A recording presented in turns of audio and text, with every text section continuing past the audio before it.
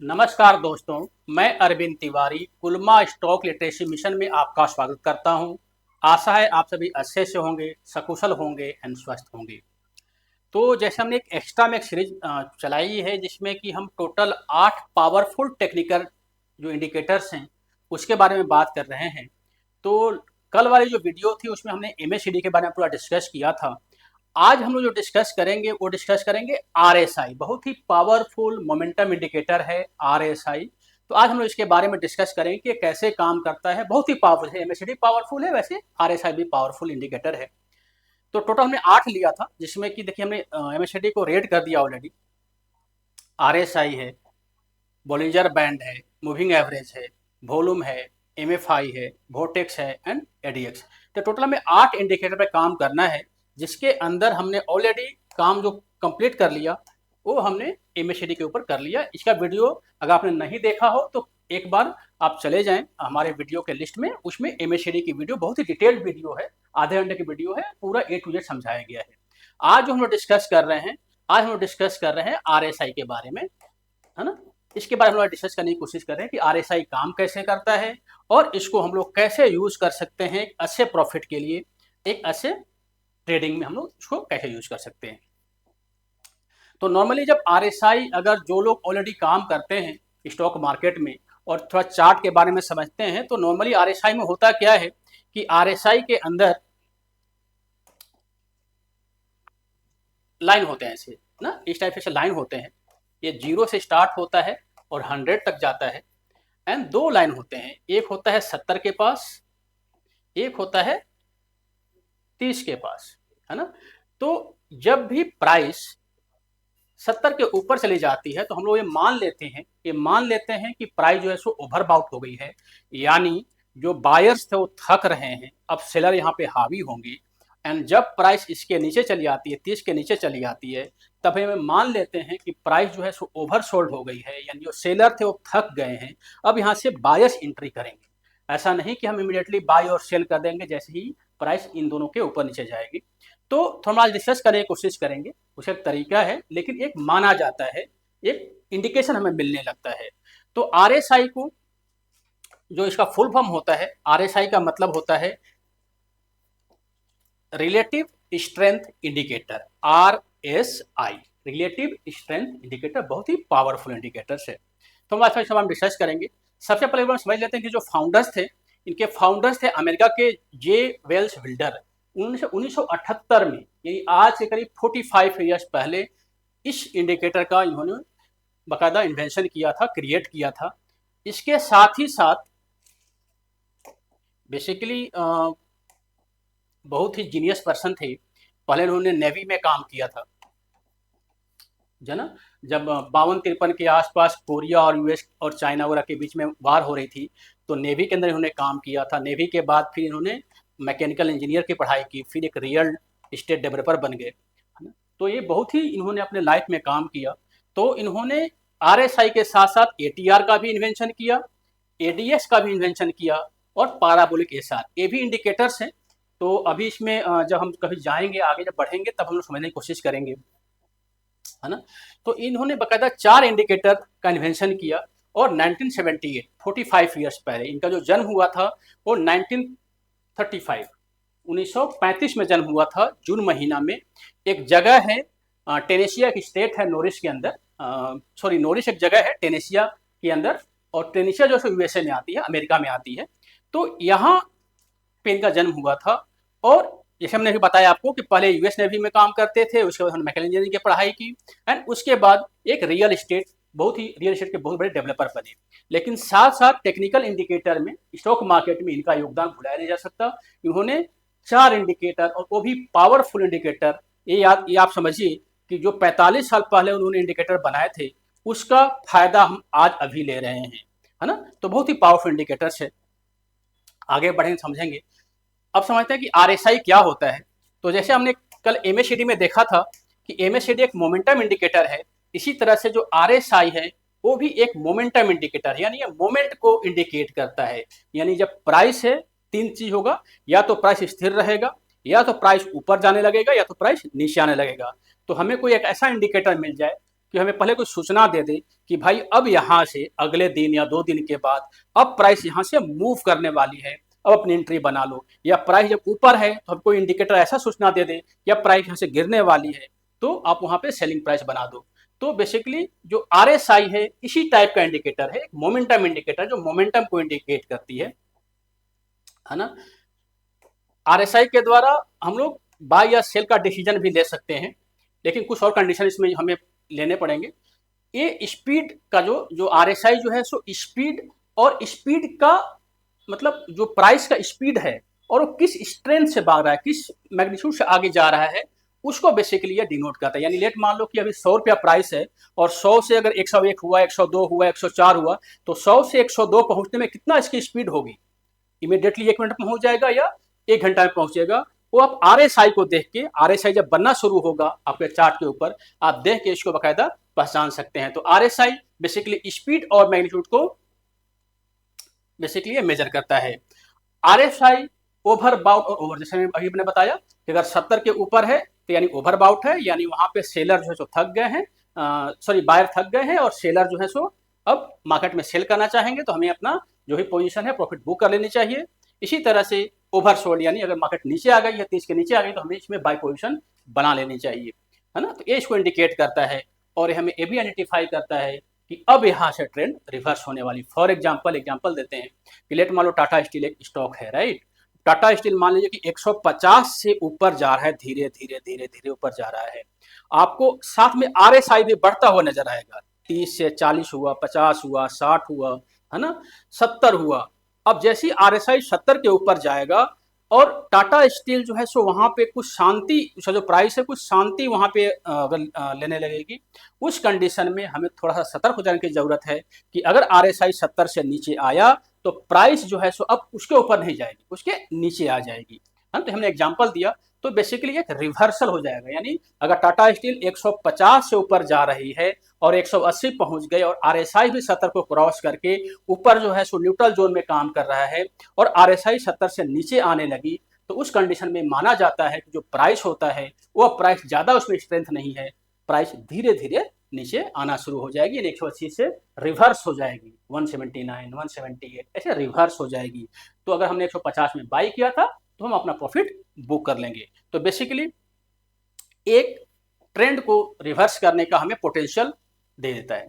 अब हम यहाँ पे देखेंगे कि आखिर एक काम कैसे करता है, थोड़ा सा, क्योंकि क्या होता है प्रैक्टिकल समझने में ज़्यादा आसानी होगी। तो ये हमारा बेसिकली RSI है।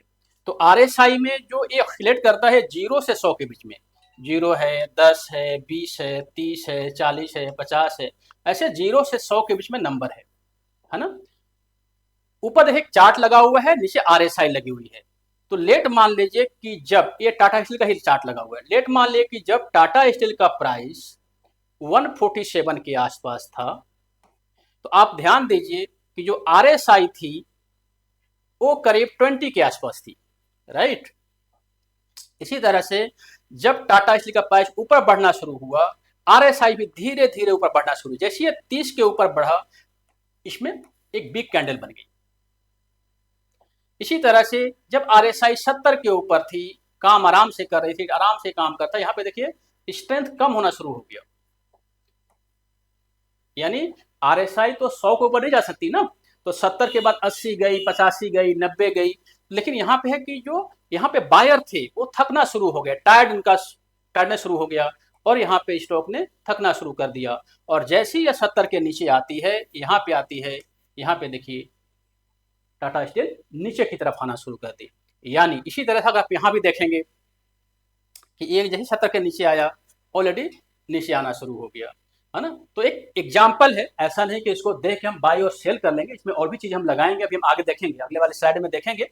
लेकिन इसमें हमने मोटा मोटी यही समझने की कोशिश की कि जब RSI 0 से स्टार्ट होता है, 10, 20, जैसे 30 के ऊपर निकलता है, यानी वहां पे बाइंग जोन शुरू हो जाती है। और जैसे ही ऊपर जाता है 70, 80, 90 आता है, लेकिन जैसे 70 के नीचे आना शुरू होता है तो यहाँ पर सेलिंग जोन शुरू हो जाती है। यानी ये जो स्टॉक का प्राइस है 30 के ऊपर जाने के बाद बाइंग एंड 70 के नीचे आने के बाद सेलिंग। तो RSI का मतलब यही है कि रिलेटिव स्ट्रेंथ को इंडिकेट कर रहा है, रिलेटिव स्ट्रेंथ को इंडिकेट कर रहा है ना, RSI। यानी जो इसका स्ट्रेंथ है और इसका स्ट्रेंथ है, दोनों को बेसिकली एक लाइन में बताने की कोशिश कर रहा है, उसको हम RSI बोलते हैं। तो ये बेसिकली RSI है, और इसे देखिए बड़ा पावरफुल है कि आपको मोमेंटम ना पहले इसने बता दिया। अब देखिए यहाँ पे बहुत सारे ग्रीन कैंडल भी बन रहे थे, राइट, आप देखेंगे तो, लेकिन RSI बोलते हम तो नीचे आएंगे जी, RSI नीचे की तरफ आ रही थी। जब RSI नीचे की तरफ आ रही थी तो इस ग्रीन कैंडल कोई मतलब नहीं बनता, मार्केट अल्टीमेटली नीचे आएगी। शॉर्ट टर्म मार्केट ऊपर जाएगी लेकिन मार्केट अल्टीमेटली नीचे आएगी। तो RSI ये इंडिकेट कर देता है कि कब हमें मार्केट में बाई करना चाहिए, कब हमें मार्केट में सेल करना चाहिए।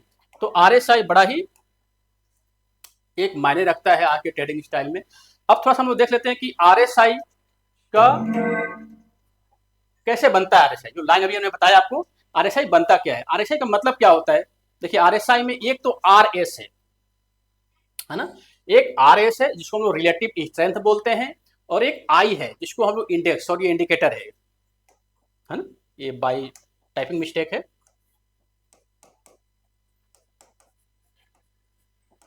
इंडिकेटर है। तो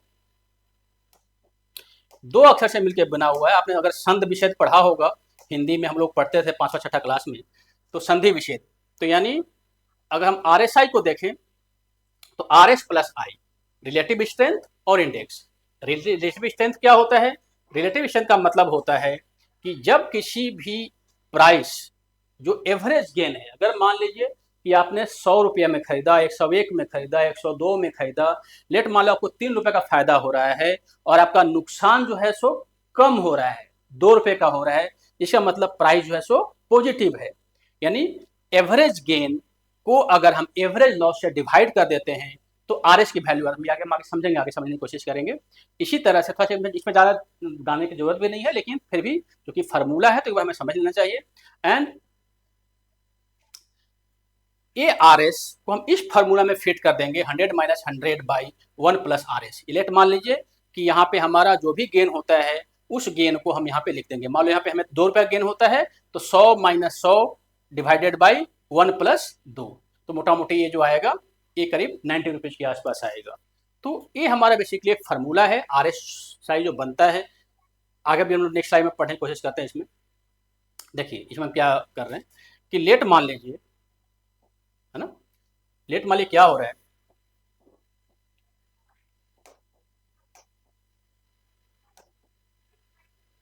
ये जो प्राइस है ऊपर की तरफ बढ़ रही है, राइट।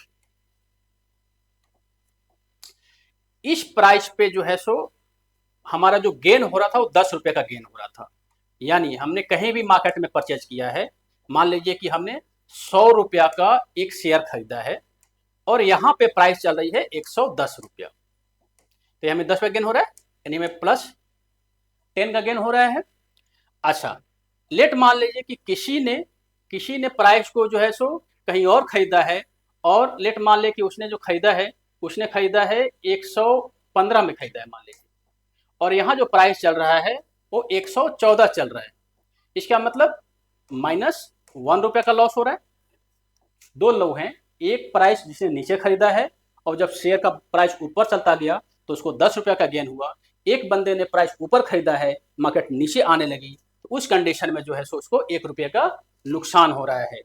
तो जो हमारा RS होगा, RS का मतलब कि जो हमारा RS होगा वो होगा 10 बाई 1 यानी 10 रुपीज, है ना। इसका मतलब कि हमारे 10 रुपीज का हमें RS मिल गया। एक बार फिर समझते हैं, हमारे पास दो लोग हैं, है ना, जैसे कि हमारा कैरेक्टर है अल्लादीन है और रैंचो है। तो अल्लादीन बेसिकली बाई करता है शेयर को और रैंचो बेसिकली शेयर को सेल करता है ना। लेकिन अभी मान लेते हैं कि अल्लादीन ने दो जगह पे शेयर खरीदा। एक जगह पे उसने क्या किया कि एक जगह पे उसने 100 रुपए में शेयर खरीदा और प्राइस चल गई उसकी 10 रुपया, उसको फायदा हो गया। और एक बार फिर उसने शेयर खरीदा, 115 में शेयर खरीदा और प्राइस नीचे गिर गई तो उसको 1 रुपये का नुकसान हो गया। इसका मतलब RS रिलेटिव स्ट्रेंथ जो होगा 10 बाई 1, 10 बाई 1 यानी एवरेज गेन बटा एवरेज लॉस, टोटल होता है 10।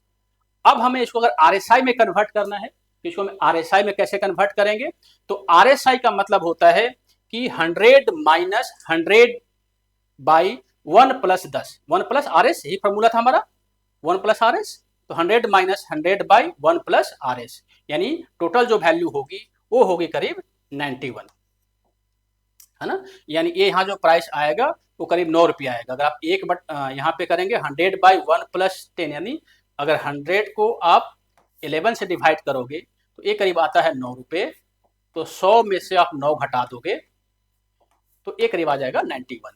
इसका मतलब जो RSI है वो ऊपर की तरफ है, RSI 91 की तरफ मूव कर रही है।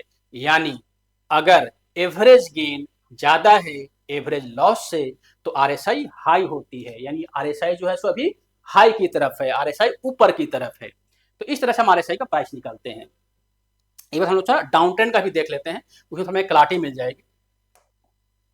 तो हमारे से ऊपर तक बात समझ, ऐसे इसका कोई जरूरत नहीं होता क्योंकि अल्टीमेटली सब प्लॉट होके आती है, लेकिन as a beginners, as a student हमें समझना चाहिए कि हमें RSI का फॉर्मूला क्या है। यहाँ पे देखते हैं, है ना। यहाँ पे देखिए क्या हो रहा है,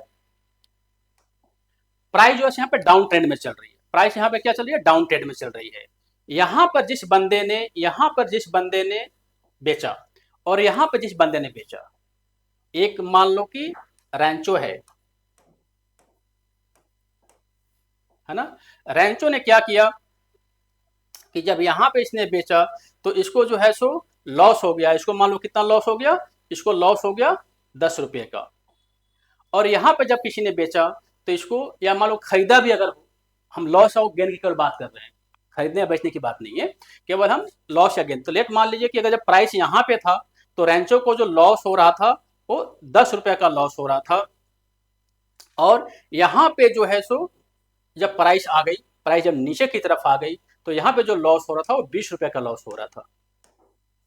इसका मतलब RS क्या होगा, RS क्या हो जाएगा, RS का मतलब होता है 10/20। हमने पिछले स्लाइड में क्या देखा था कि 10 रुपये का फायदा हो रहा था, 1 रुपये का लॉस हो रहा था, तो हमने 10/1 कर दिया था।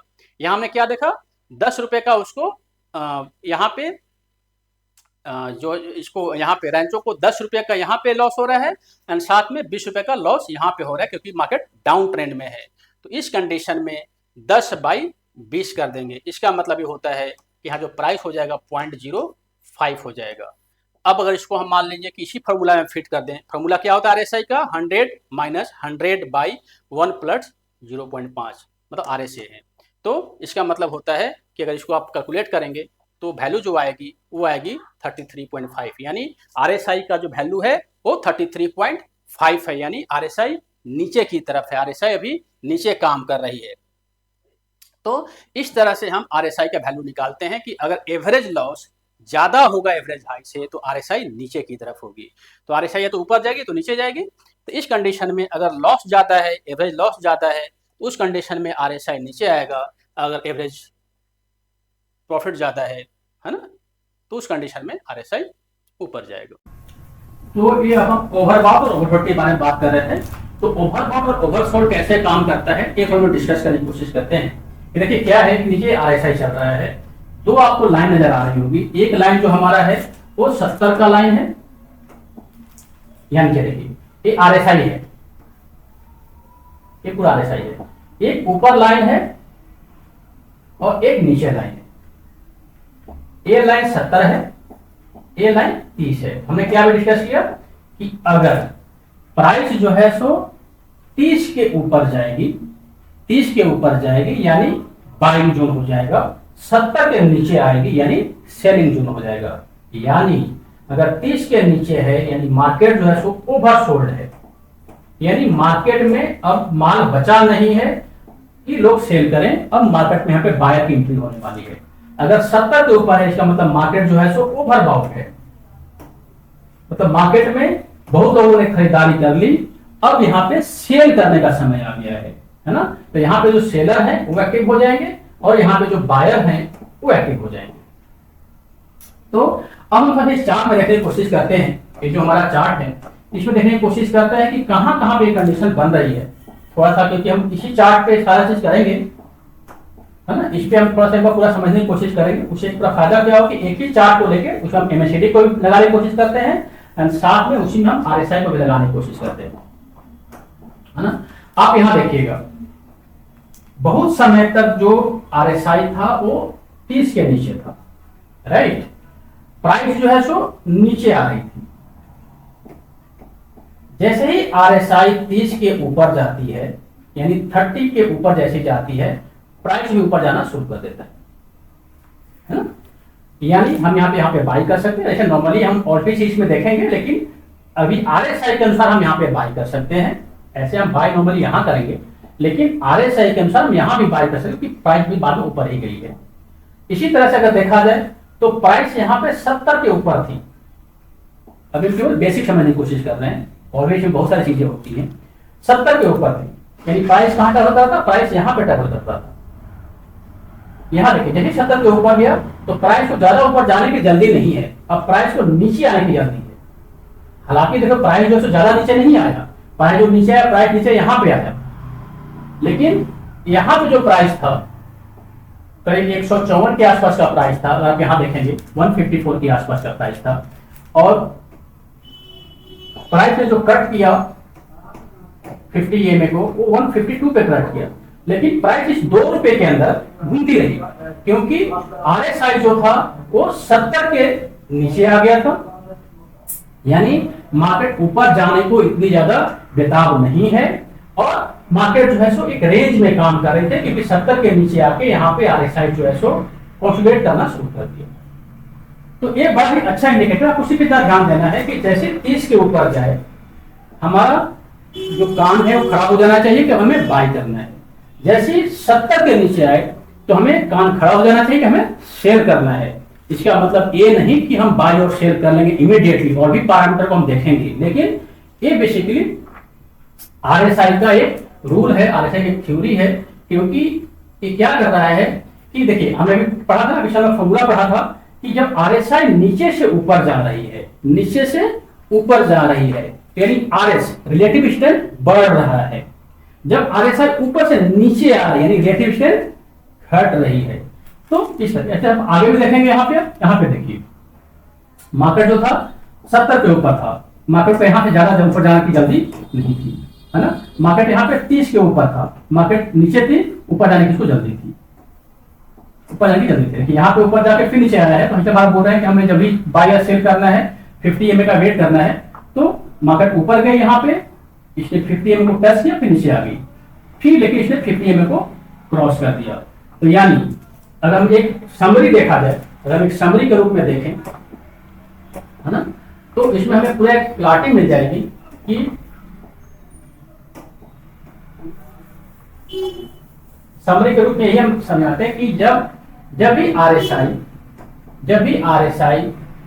ग्रेटर देन 30 है तो हमें बाई के बारे में सोचना चाहिए। जब भी आरएसआई लेस देन 70 है तो हमें सेल के बारे में सोचना चाहिए।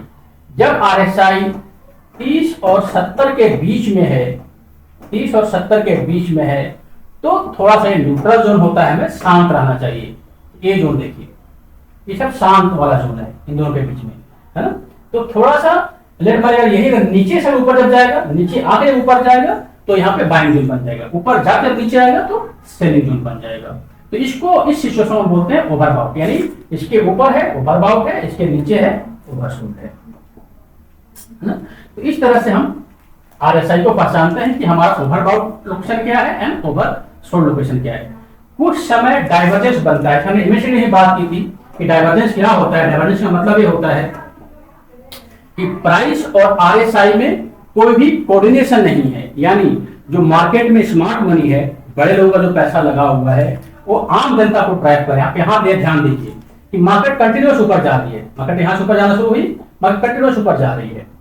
यहाँ पे आरएसआई में डाइवर्जन बन गया, मतलब आरएसआई नीचे की तरफ आना शुरू हो गया, लेकिन फिर भी यहाँ फिर भी मार्केट ऊपर की तरफ जा रही थी। इसी तरह से अगर आप यहाँ देखेंगे, आरएसआई नीचे की तरफ आना शुरू हो गई, लेकिन मार्केट में प्राइस फिर भी ऊपर की तरफ जा रहा है ना?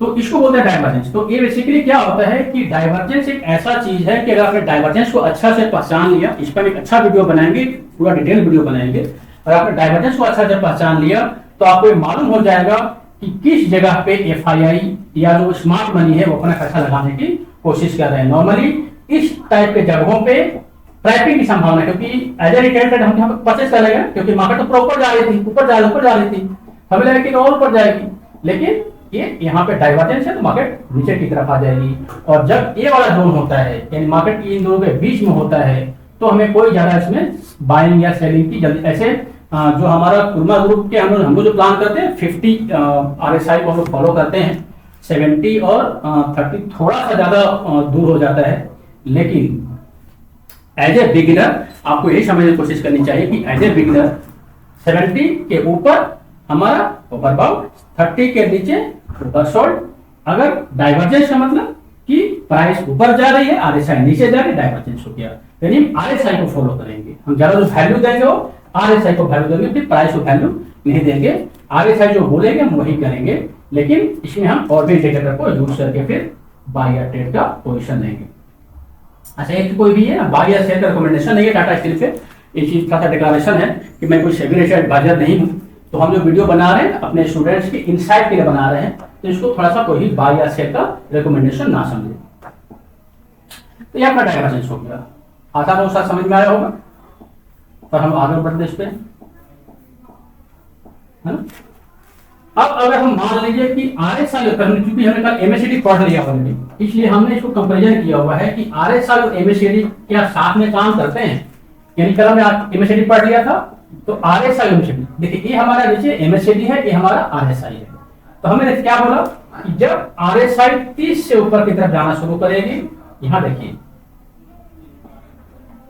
जीरो लाइन से ऊपर, यहाँ पे आपको सिग्नल लाइन को कट किया MACD ने, जीरो लाइन से ऊपर, MACD 30 के ऊपर, प्राइस ऊपर, है ना। इसी तरह से जब ऊपर से आना शुरू करेगी, यहाँ पे देखिए एक कट किया, हालांकि अभी जीरो लाइन से नीचे नहीं आया है, इसलिए हम शेयरिंग नहीं करेंगे, क्योंकि यहाँ पे 200 EMA के ऊपर है ना। जैसे जीरो लाइन के नीचे आएगी हम सेल कर देंगे, कि यहाँ पे ये बकायदा नीचे नीचे जीरो लाइन से नीचे सेल।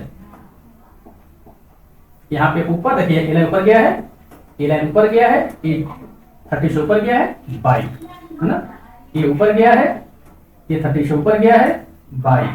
ये जो है सो नीचे आ रहा है, RSI नीचे आ रही है, यहाँ पे हमारा सिग्नल लाइन कट किया है, लेकिन अभी यहाँ सेल नहीं करेंगे, हम सेल यहाँ करेंगे जब तक जीरो लाइन को क्रॉस नहीं करेगी।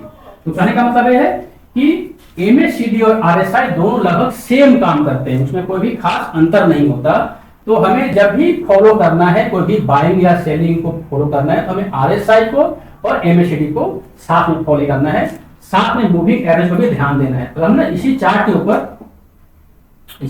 ऊपर हम देखें कि अगर हमसे कोई पूछे कि यहाँ पे बाइंग या सेलिंग कहाँ कहाँ होगा, तो इसको हम आपको समझने की कोशिश करते हैं कि कहाँ पे हम बाइंग करें, कहाँ पे हम सेल करें। देखिए यहाँ पे तीन चीजें आपको नजर आ रही है, यहाँ पे आपको तीन चीजें नजर आ रही है। एक तो हमारा एक 50 EMA है, एक हमारा RSI है, और एक हमारा MACD है। अगर हम तीनों इंडिकेटर यस बोलते हैं, हम बाय कर लेंगे। अब देखिए हमारा रूल क्या था कि जैसे ही प्राइस 50 EMA के ऊपर जाए हमारा बाइंग जो होता है, तो एक हमारा ओके हो गया। अब हम यहाँ पे देखेंगे कि क्या हमारा प्राइस 30 लाइन के ऊपर है, यस, यहाँ पे ना प्राइस इन 30 के ऊपर है ना, यस। क्या हमारा ये जीरो लाइन के ऊपर है जो हमारा MACD है, यस, यहाँ पे हम बाय कर लेंगे, ठीक है। यहाँ पे देखिए प्राइस नीचे की तरफ आ रही है, लेकिन इसने क्या 50 EMA को काटा है, नो। यहाँ पे नीचे इसने यस बोला, इसमें भी नो बोला हुआ है, इसने यस बोला, दो ने यस बोला, इसने नो बोला, हम वेट करेंगे, है ना। यहाँ पे कट किया है, लेकिन यहाँ पे नीचे चूंकि सपोर्ट है 200 EMA का, तो यहाँ पे अभी नो है, हालांकि ये नीचे आ रही है, लेकिन अभी नो है, क्योंकि अभी केवल एक ने यहाँ पे नो बोला है, बाकी दो ने यस बोला है। यहाँ पे देखिए कट कर दिया, यस, हालांकि ये यहाँ पे 200 EMA है, तो थोड़ा वेट करेंगे, हम यहाँ पे देखेंगे 200 EMA को कट कर दिया, यस, प्राइस 70 के नीचे है, यस, जीरो के नीचे है, यस, यहाँ पे हम सेल कर देंगे, है ना। यहाँ पे प्राइस ऊपर जा रही है, यानी 200 EMA भी है, 50 EMA भी है, यहाँ पे कट के प्राइस ऊपर जा रही है, यहाँ पे जीरो जो 30 से ऊपर है, और यहाँ पे जीरो के ऊपर है, यहाँ पे बाई करेंगे। कितना आसान हो गया, यहाँ पे जीरो लाइन से ऊपर है, यहाँ पे जो प्राइस है जीरो लाइन से ऊपर है, यहाँ प्राइस ऊपर जा रही है, यहाँ पे इसने 200 EMA को कट करके ऊपर चला गया, तो हम इमीडिएटली यहाँ पे बाई कर लेंगे। तो यहाँ पे हम बड़ा अच्छा सिग्नल मिल गया ना, बाई सेल, है ना, बाई हमने यहाँ किया, इसके बाद हमने सेल यहाँ पे किया, फिर हमने बाई यहाँ पे किया, फिर हमने बाई यहाँ पे किया। तो मोटा मोटी देखा जाए तो 3-4 जगह हमने ट्रेड किया हमने। अगर देखो यानी तीनों, MACD भी ऐसे बोलता है, RSI भी ऐसे बोलता है, एंड मूविंग एवरेज, ये मूविंग एवरेज पढ़ेंगे आगे, ये भी ऐसे बोलता है। उस कंडीशन में ही हम बाई करेंगे। ऐसा नहीं कि केवल RSI ने ऐसे बोल दिया, MACD ने ऐसे बोल दिया और इसने अगर नो बोला है तो हम भी सेल नहीं करेंगे, मतलब कोई भी बाई या सेल का इसमें कोई भी डिसीजन नहीं लेंगे। देखिए बहुत बड़ा मूव आया है यहाँ पे, इसको बोलते हैं, हमने कल बताया था कि इसको गोल्डन क्रॉस ओवर बोलते हैं, कि जब 200 EMA को 50 EMA ऊपर से काटे या नीचे से, तो मान लीजिए यहाँ पे 50 EMA ने 200 EMA को काटा ऊपर से, RSI कहाँ है, नीचे है, यानी 70 के नीचे है, ये जीरो लाइन के नीचे है ना। कितना बड़ा मूव आया है। और भी चीजें देखेंगे, लेकिन मोटा मोटी हमको 3 इंडिकेटर देख लें, EMA देख लें, RSI देख लें और MACD देख लें, तो हम बाई और सेल का डिसीजन आराम से ले सकते हैं, इसमें कहीं भी इफ एंड बट नहीं है।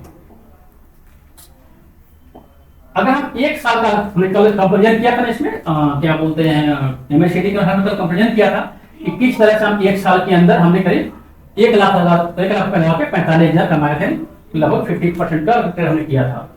तो हम अगर इसको आज क्या करें कि अपना MACD तो हमने कल देखा ही था, हमने RSI उसमें ऐड कर दिया। अब हमने RSI में थोड़ा चेंजिंग किया है। हमने क्या किया कि यहाँ पे जो 70 था और यहाँ पे नीचे जो 30 था, इन दोनों को क्लब करके हमने लाइन बना दी 50 का लाइन।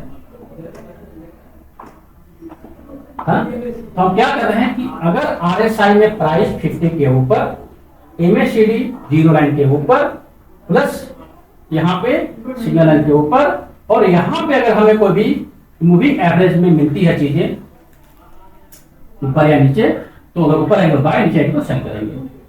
पहला बाय हमारा यहाँ बना था, हमने MACD में कल देखा था कि पहला बाय हमारा MACD ने कट किया था, हमने पहला बाय किया था। ये हमने बाय कहाँ किया था, 120 के आसपास, राइट। फिर यहाँ पे जब हमने बाय किया था, यहाँ पे RSI ने भी बाय, यानी MACD ने यस बोला, RSI ने यस बोला, मूविंग एवरेज ने कट कर दिया, हमने एक बाय कर दिया। जैसी ये प्राइस जो है सो 50 के नीचे आई, हमने चेक किया, ये भी नीचे आ रही है और ये भी नीचे आ रही है। इसने यस बोला, इसने यस बोला, इसने यस बोला, ये करीब 125 के आसपास है, हमने इसको सेल कर दिया। तो हमें जो फायदा हुआ हमें 5 रुपया का फायदा हुआ, यानी 120 में खरीदा और 125 में हमने सेल कर दिया। हमें टोटल फायदा कितना हुआ, 5 रुपया का फायदा हुआ। इसके बाद मार्केट नीचे बहुत दिन ट्रैवल करती रही। इसके बाद मार्केट जैसे ऊपर जाती है, यानी जैसे 50 EMA के ऊपर जाती है, RSI 50 के ऊपर, जीरो लाइन के ऊपर, हमने इमीडिएटली यहाँ पे इसने यस बोला, इसने यस बोला, इसने यस बोला, हमने यहाँ पे बाय कर लिया, करीब 125 के आसपास ही हमने बाय कर लिया। जब तक ये प्राइस जो है सो 50 EMA के ऊपर, हम कोई भी टेंशन नहीं लेंगे, कोई भी शांत से बैठे रहेंगे। जैसे इसने क्रॉस किया, यानी 50 EMA के नीचे आती है, प्राइस करीब 175 के आसपास है, 170 के आसपास है, प्राइस करीब 170 के आसपास है, हमने यहाँ पे सेल कर दिया। यहाँ पे देखिए, यहाँ पे देखिए, और साथ में यहाँ बाद में जीरो के नीचे आ गई है। तो हम यहाँ भी कर सकते हैं, यहाँ भी कर सकते हैं, यहाँ पे हम नहीं करेंगे, थोड़ा हम वेट करेंगे इसको जीरो के नीचे काटने का। ये जीरो के नीचे आती है, ये ऑलरेडी पहले से नीचे थी, यानी यहाँ पे थोड़ा आगे, ये प्राइस करीब 170 के आसपास है, हमने 170 में क्या कर दिया, सेल कर दिया। यानी 125 पे हमने बाय किया था, 170 पे सेल कर दिया। हमें फायदा कितना हो गया, 45 रुपए का फायदा हो गया। यानी टोटल फायदा कितना हो गया हमें, 50 रुपए का। कभी हमने समझने की कोशिश की, हमने कल MACD को देखा था, आज हम MACD, RSI और साथ में मूविंग एवरेज तीनों को देख रहे हैं। तीनों ने सिग्नल यस बोला है तो हमें डबल कंफर्मेशन मिल गई ना, एंड इमीडिएटली हमने उस हिसाब से एक्शन लिया, बाय किया और सेल किया। तो हमें जो अल्टीमेटली जो फायदा क्या हुआ कि लेट मान लीजिए कि हमारे पास टोटल में 50 का फायदा हुआ ना, कब से कब तक? जुलाई से लेके, ये जो तारीख है 7 जुलाई 2023 है और अभी 15 जुलाई 2024 है। 1 साल का मैटर है।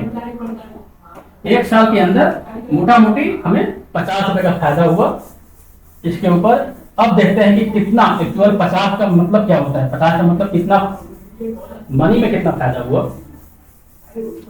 तो इसके अंदर आप ये देखेंगे कि लेट मान लीजिए कि हमारे पास मान लीजिए कि 1 लाख रुपया था, 1 लाख रुपया था और प्राइस कितनी थी?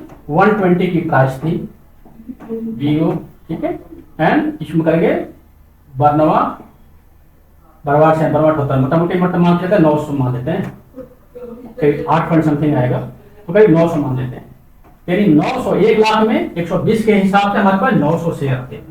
1 लाख पे हमने लगाया, 900 शेयर हमारे पास थे, हमें 50 रुपए का फायदा हुआ है, तो 900 गुने 50 यानी 45,000 रुपए का हमें फायदा हुआ है।